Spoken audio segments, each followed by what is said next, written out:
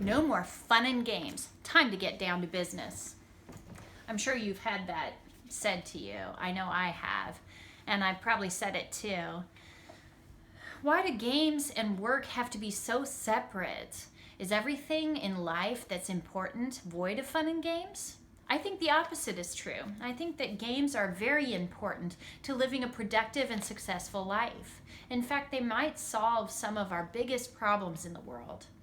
I'm not saying that Fortnite's going to solve world hunger. Far from it. We have to be very mindful of our gaming choices, but incorporating gaming into our lives can enrich them. It can make learning practical and interesting.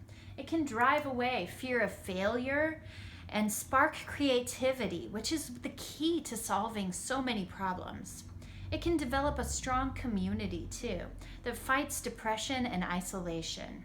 So let's look at some of these reasons why gaming is important, and I think we should all play games more. Ugh. School.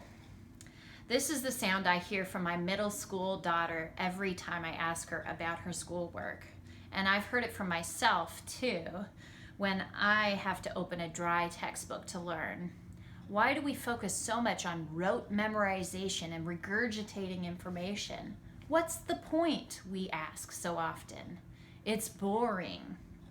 I think that if we incorporate more fun and games into learning, we'll be able to learn more and be able to use more practical applications. Scott Herbert and Paul Anderson are both science teachers from different schools that valued gamification in education and applied them in their classrooms, making them into an immersive game. The students became players who accomplished goals and solved problems using hands-on approaches and research. They leveled up and learned more through collaboration and competition and were better prepared for the real world because gameplay gave them real-world applications and not just facts to memorize. Computers can access information faster than we can and store more memory anyways.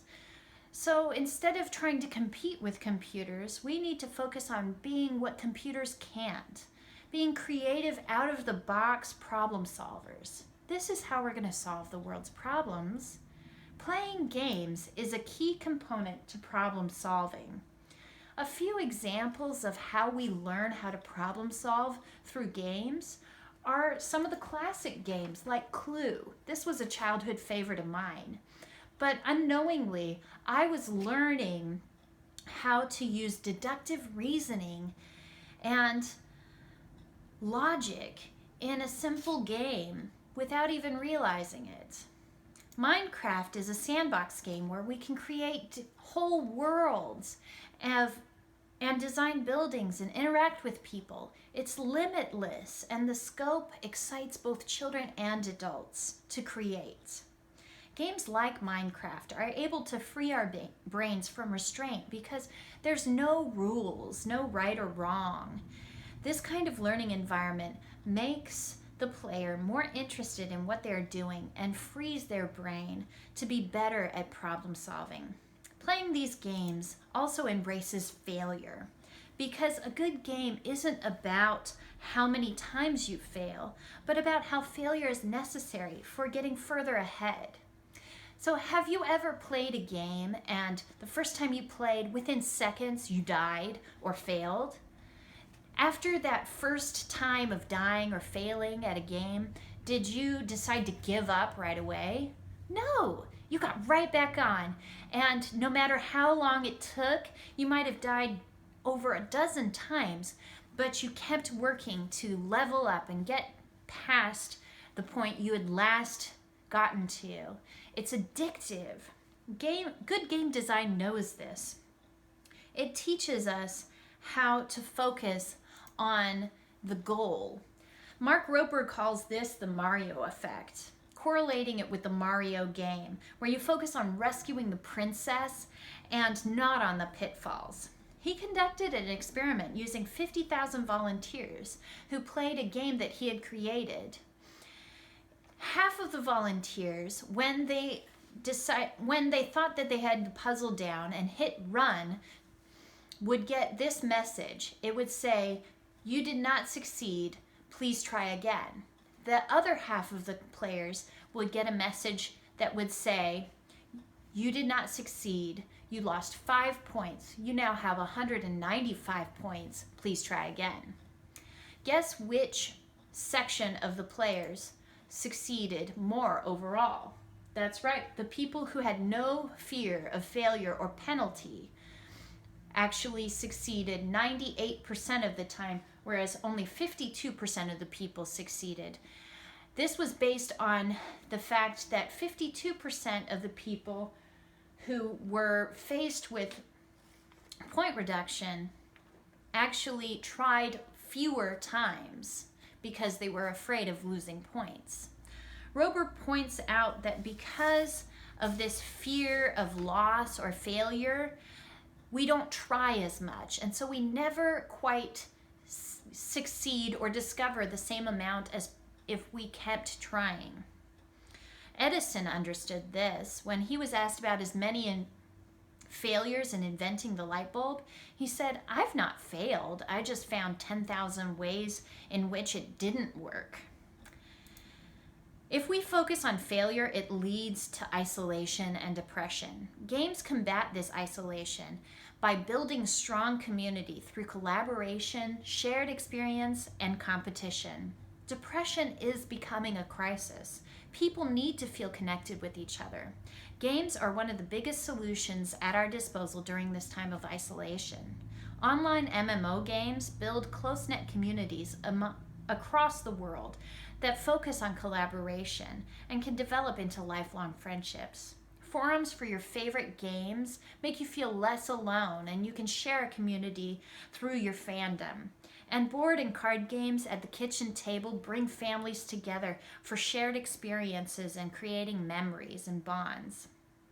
Jane McGonigal created a game to help her recover from a traumatic brain injury that had caused her to spiral into deep depression. Within days of playing the game that focused on defeating the bad guys, which were her triggers, and powering up by doing things that would help improve her condition, her depression almost completely vanished and were replaced by hope and determination that she had while she did the hard work of recovery. This game became developed into a tool called Super Better. The University of Pennsylvania's study on Super Better and the participants of it showed a marked improvement in their social satisfaction and decrease in their anxiety. When we get little wins in a game, our brain releases dopamine that makes us feel happy. These positive experiences are important to mental health. Positive psychologist Barbara Fredrickson's research has shown that we need 3 positives for every negative experience in order to thrive in life. The thrill of winning or just being in a game not only teaches our brain to be creative and take failure out of a negative light, but also increases happiness that leads to a life with less regrets. Games can change our attitude of life, making anything fun. Mark Twain showed us this well in his book, The Adventures of Tom Sawyer. Tom has to whitewash his aunt's fence on a Saturday morning as punishment. As he watches the other boys start to pass him on their way to fun, he decides that he is going to make whitewashing the funnest he can. As he is enjoying his time doing this chore, boys begin to become jealous and beg him for a chance to play at whitewashing. Before you know it, he has a treasure trove of loot from bribes, and the boys have whitewashed the fence in record time while having the time of their lives. Twain ends the chapter saying that Tom has learned an important life lesson, that work consists of whatever a body is obliged to do, whereas play consists of whatever a body is not obliged to do. That's the only difference. We may be restricted in our homes right now and have a lot of free time, but we have freedom to do a lot with that time. In light of how games make learning practical and interesting, how it can drive away fear of failure, sparking creativity that is the key to solving our biggest problems, and develop strong community that fights depression and isolation, I encourage you to dust off your favorite board game, take back control, grab a controller, and play more games. Boop.